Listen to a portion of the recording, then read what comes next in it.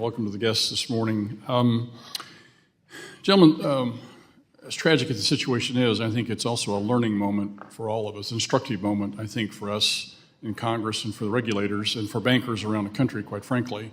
From the standpoint that I think we're in a new world now with regards to social media and the actions that can be taken, the actions that can have adverse effect on our financial system, our culture, our economy, and I'm very concerned about it. Each of you in your testimony mentioned that Mr. Becker, $42 billion went out to your bank in 10 hours. Mr. Shea, $16 billion went out in just a few hours. And Mr. Rothwell, I missed the number on yours, but again, you had the same situation where social media excited people to the point where they ran out, changed their banking situation, and as a result, a lot of the uninsured deposits in your bank ran out. I would like for you to give me your analysis on this. Was the FDIC tracking this with you as this was happening so that they were aware of this, or were you notifying them at all as this money was running out the door? Mr. Becker? Yeah, Congressman, is it we notified the regulators that we were doing the capital raise, so they were aware of that. And when the bank run started on March 9th, I was not directly involved, so I can't say the exact discussions that were happening, but to my memory, to my knowledge, our risk team and our regulatory affairs team were engaged in conversations with the regulators. Mr. Shea? As chairman, I don't know precisely I don't know the conversations that were taking place between Treasury. Was there contact, I guess, is the question. Excuse me? Was there contact between your bank and the regulators with regards to the amount of money that was flowing out? I would defer to management. I don't know the... Mr. Rothler? Thank you, Congressman, for the question.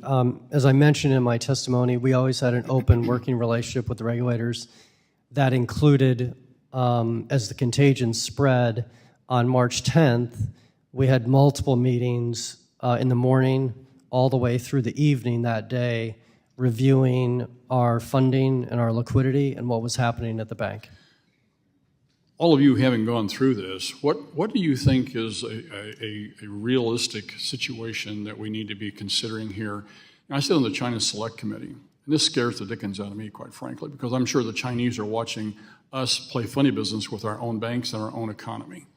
Do you think, having gone through this is a very real concern, or am I overreacting to this? The short selling is going on right now, not to the extent it was, but can social media have the kind of effect on this that could actually directly impact or could crash our system? What do you think, Mr. Becker? I think we are evidence of that, and I think it's something that needs to be looked into to determine how best to protect against it. Mr. Shea. Thinking back to that Friday, those few hours, and I remember talking to depositors who were so panicked. I started my career, I was on Wall Street during 1987. The panic that was flooding through social media, people were saying they didn't want to hear about solvency, that the bank was solvent. They didn't want to hear about $29 billion of liquidity. They didn't want to hear about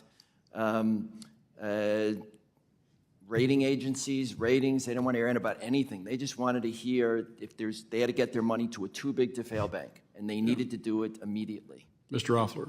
Yes, Mr. Congressman, it's very challenging, and the panic was very real. And as I spoke with clients too, at the end of every conversation, if they decided they wanted to do something different, we facilitated that and helped them. But it definitely was started with the contagion that spread to us from the activities the day before. This really concerns me because I think, back in 2020, we had a run on toilet paper of all things. And I think people will prioritize their money over toilet paper. So we already have 3 examples here. And I think the regulators took some actions to minimize this contagion effect across the system. Whether it was enough or not in time, I'm not sure. But I think it's something we need to certainly look at and study. Vice Chairman Barr was here yesterday, and he made the comment that the core responsibility of examiners is to look at interest rate risk and liquidity risk. Mr. Becker, were the examiners looking at credit, interest rate risk and liquidity risk in your bank? Congressman, liquidity risk, I know for certainty that was discussed, and I don't, again, as I mentioned earlier to answer your question, I don't have direct experience in hearing about interest rate risk, but I'm confident it happened. Okay, thank you very much. Gentleman's time is